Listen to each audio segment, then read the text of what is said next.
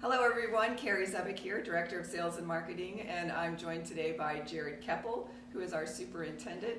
Jarrod has been with us for the last 20 years, so that's quite a career, and Jarrod, I appreciate your time today while we go over some of the questions that were submitted by the membership. And we're going to go over the top 3 today. We don't have time to cover every single one, but thank you so much for participating, and look forward to answering these questions for you. So the first question we have is, why do the green speeds vary throughout the seasons, or what factors impact the speed of the greens? So green speeds vary throughout the season for several reasons. The main reason they vary is the grass is a living organism. It's the same as a person, to where if you wake up in the morning and you're not feeling good, or you wake in the morning and you are feeling good, the grass experiences the same thing. When it's cloudy outside, you'll notice that if it's a few days, the grass will actually turn colors and change a little bit brown. When the sun comes out, it's a lot happier. It's green, it's lush. Humidity, temperature affect it. One of the biggest examples we have is July through August are probably our hardest months to get the grass how we like it. Mainly because it's hot and humid, and when it gets hot and humid, the grass can get puffy very easily, which can lead to scalping, which is cutting the grass too low, and you'll notice that it looks like we set the mower too low and had some edge streaks on the greens. That's not what we want, but again, it's growing, it's feeling the same effects that anyone else has. Also too, as far as green speed goes, the reason we mow in the morning is because the grass is growing throughout the day. What we do when we mow in the morning and roll, that green speed will be different throughout the day versus the end of the day, because again, everything is growing. That makes sense to me. Oh. I know I have trouble in the humidity with my hair as well.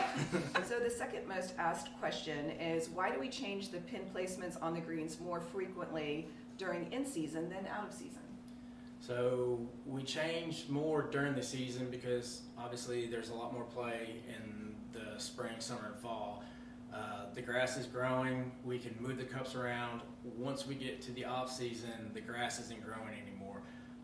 As everyone see, generally once we get to that first frost, you can see the color just disappears on the greens. Once we move the hole and put it back, it won't come back until the following season. We try the best we can to replace the hole with an old plug, but it doesn't always work out that way. But any new plug we put in the green will be there for several months. That can end up affecting the quality of the green, and we can't just top dress it to help smooth it out, because again, we're not growing, so the grass isn't going to go through that sand, so that sand will remain on the green. That makes sense. So it's like it's again a living organism. It is. And then one of the things we're going to try to do this new season is we're going to go towards painting the cups, and do a few other things on there. So that's a great idea. Thank you very much. Next question. What factors can affect fairway heights, and how do we make that determination? So our heights generally vary throughout summertime and wintertime. Just for example, tees are 1/2 inch in the summertime, or actually it's 3/8 in the summertime, and then we move it to 1/2 inch in the wintertime. Fairways have stayed at 5/8. Last year we moved them up to help with winter. We didn't expect to have any winter kill, so we actually kept them to the same height this year, and we found that 5/8 is a happy medium, not only for turf quality, but overall member experience. Oh, that's a great question. Great question, great answer. Well, that's it, everyone. Thank you so much for sending in your questions. And Jarrod, thank you very much for sitting with us today and taking time out of your busy schedule to answer those questions. Do you have any last thoughts? Just the last thing I'd like to say is that we're constantly trying to change our practices, looking at new ideas. Some ideas we get right, some ideas we get wrong. There's a lot of times we learn from the ideas we get wrong, we get the right answer. But we're not just standing still in what we're doing. And it might look like sometimes we're out there doing the exact same thing, but there are little tweaks that we're trying out to try to get the best product that we can. Absolutely. Well, we appreciate all of your efforts. Well, thank you. My pleasure.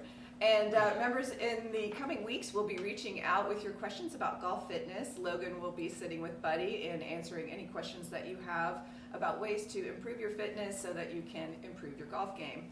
So thank you so much for participating, and we'll look forward to seeing you at the club soon.